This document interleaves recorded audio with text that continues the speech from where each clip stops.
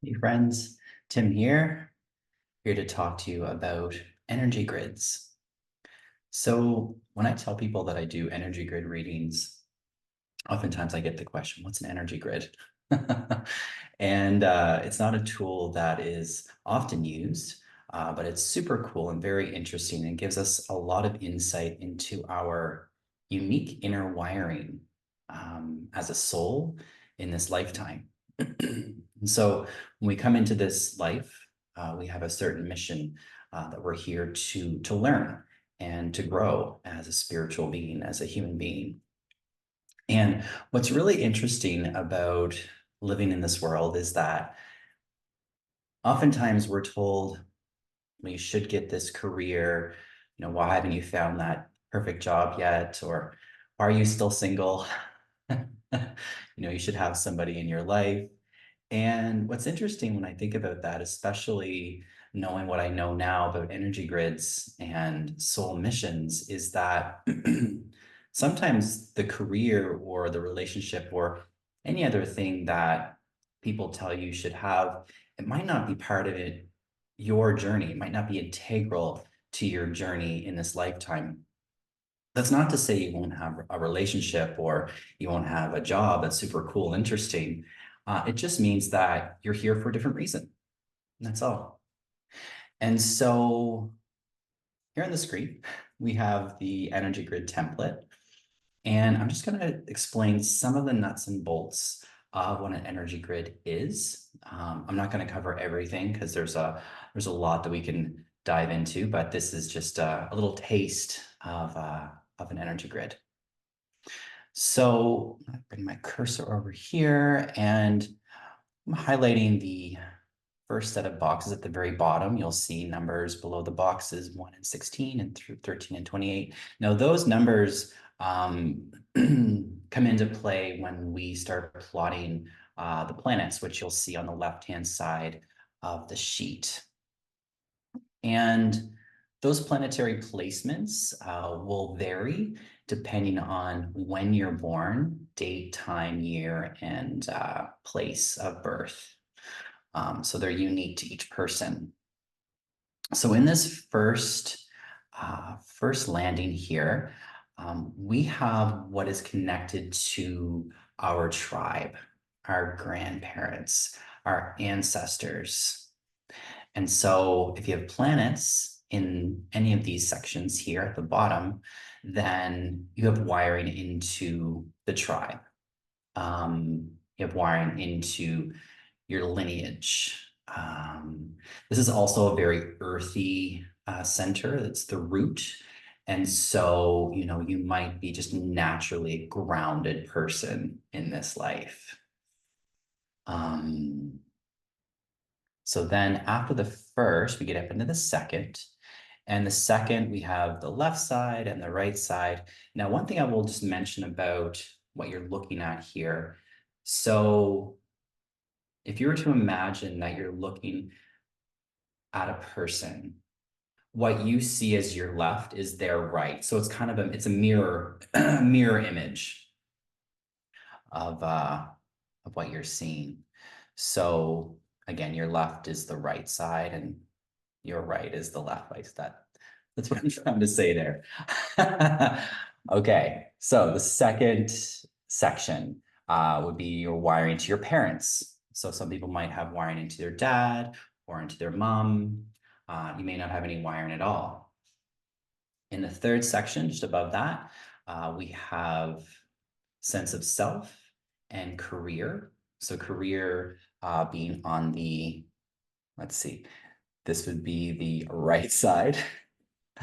And on the left side, we have sense of self. Just above that, the fourth section in the middle is unconditional love. On the right side is empathy. Left side would be relationships. So you may have wiring or planets in relationships, which mean, again, that relationships are integral to your mission here in this lifetime. Above the fourth, we have the fifth, which is communication, self-expression. Um, on the left side, or right side rather, we have verbal forms of expression, and the opposite side is nonverbal. In the sixth section, we have your right side and your left side of your brain. So we think about right and left side of the brain. Right side is your creative side. Left side is more your logical side. And so you might have wiring into one or the other more so. And then at the very top, we have our connection to source or God, how we connect with the divine. So that gives you a little bit of a foundation as to the flow of the from first up to the seventh. What I'll also mention is that the way we look at an energy grid once it's charted is that it's done in 7-year cycles. So at the very bottom, for example, the ages 0 to 7, second one, 8 to 15, and so on and so forth. When we get to the very top at the seventh, it loops back down to the seventh, back to the first rather. And so if there's any lessons that you're here to learn within any of those 7-year cycles, whatever you may not have learned or addressed prior to, when you loop back to the beginning, if there's lessons there, then you have another chance to revisit those at that time. We also have 2 spirals working up through the energy grid.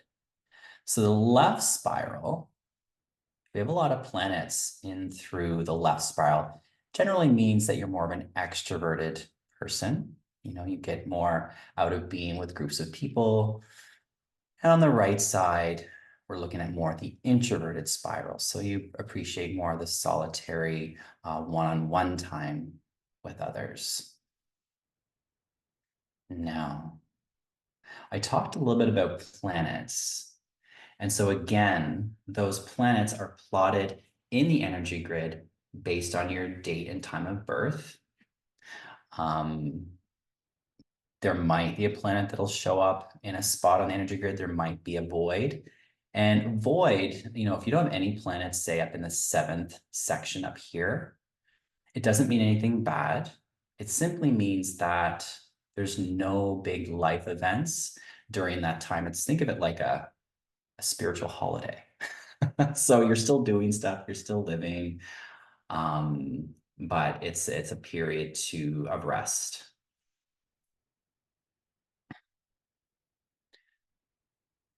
So one more thing I'm going to mention here about planets is that you'll see at the top here, for example, we have Mercury. We also have Mercury in brackets. Now, brackets indicate a retrograde. If you have a retrograde in your energy grid, it means that it's a time when you need to go within. It's a time to not play to the crowd. So the way you might be moving through life or conditioned to move through life is that, you know, you're playing to the crowd. You're trying to do what everyone else is doing. This is a time to really drop inside and ask the question, okay, how do I move forward? What's right for me? And that's what that means. So retrogrades aren't bad. They're just a time to really drop inside of yourself. So that's a little bit about the energy grid. I really love doing these. I think they're a ton of fun. And I love the conversation that I have with people when we discuss their grids. When I plot them myself, you know, I can look at it and share a piece of information that I'm seeing. The grids really come alive when people start asking questions about their life. So they might have, you know, curiosity around relationship or friendships or family, and can provide a lot of insight and also a lot of validation.